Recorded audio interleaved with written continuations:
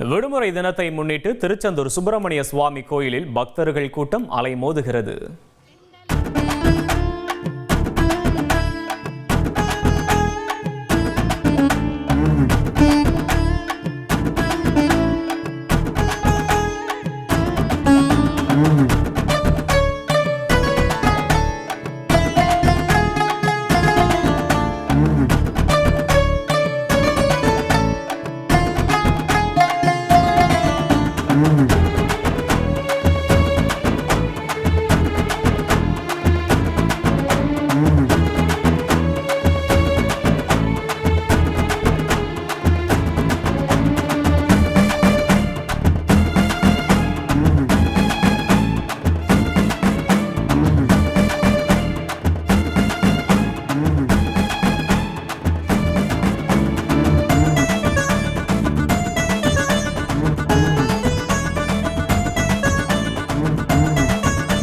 விடுமுறை தினத்தை முன்னிட்டு திருச்செந்தூர் சுப்பிரமணிய சுவாமி கோயிலில் பக்தர்கள் கூட்டம் அலைமோதுகிறது. அந்த காட்சிகளை பார்த்தோம். கூடுதல் விவரங்களோடு இணைகிறார் செய்தியாளர் பவானி. பவானி வணக்கம். கள விவரங்களை பதிவு பண்ணலாம் பவானி.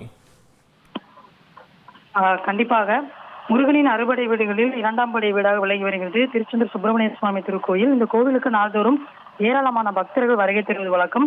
திருவிழா காலங்கள் மட்டுமில்லாமல் விடுமுறை நாட்களிலும் பல்லாயிரக்கணக்கான பக்தர்கள் வருகை தருவாங்க. இந்த நிலையில இன்றைய தினம் ஞாயிற்றுக்கிழமை விடுமுறை தினம் என்பதால் பல்வேறு பகுதிகளில் இருந்து அதிகாலை முதலே ஏராளமான பக்தர்கள் சுவாமி தரிசனம் செய்ய வருகை தந்த வண்ணம் இருக்கிறாங்க. கோவிலுக்கு வருகை தந்த பக்தர்கள் கோவில் முன்பிருக்கக்கூடிய கடற்கரையில் புனித நீராடி நாளை கிணற்றில் குளித்துவிட்டு குடும்பத்துடன் நீண்ட வரிசையில் நின்று சுவாமி தரிசனம் செய்யக்கூடிய அந்த காட்சிகளை நம்மால் பார்க்க முடிகின்றது. குறிப்பாக பொது தரிசனம் 100 ரூபாய் கட்டண தரிசனம் 60 வயதுக்கு மேற்பட்டோருக்கான தரிசன வரிசையில் பக்தர்கள் கூட்டம் அலைமோதியே காணப்பட்டு வருகின்றது. அதிகாலை 4 மணிக்கு கோவில் நடை திறந்து பூஜைகள் நடந்த நிலையில் சுமார் 5 மணி நேரத்திற்கு மேலாகவே பக்தர்கள் நீண்ட வரிசையில் குடும்பத்துடன் நின்று சுவாமி தரிசனம் செய்து வருகின்றனர். இதற்கிடையில் கடந்த சில வாரங்களுக்கு முன்பு 100 ரூபாய் கட்டண தரிசன வரிசையில் நின்று கொண்டிருந்த காரைக்குடியைச் சேர்ந்த பக்தர் ஒருவர் மூச்சு திணறல் ஏற்பட்டு உயிரிழந்த சம்பவம் பெரும் பரபரப்பை ஏற்படுத்திய நிலையில இலவச தரிசனம் மற்றும் 100 ரூபாய் தரிசன வரிசையில் தலா 2 இடங்களில் அவசர வழிபாதை அமைக்கப்பட்டிருக்கின்றது.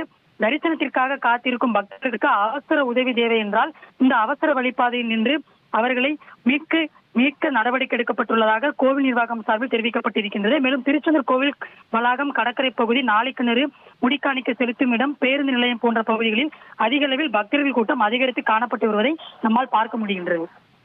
விவரங்களுக்கு நன்றி பவானி. தந்தி டிவியை உங்கள் கேபிள் டிவி ஆபரேட்டரிடம் இலவசமாக கேட்டு பெறுங்கள். செய்திகளை உடனுக்குடன் தெரிந்து கொள்ள உடனே சப்ஸ்கிரைப் பண்ணுங்க.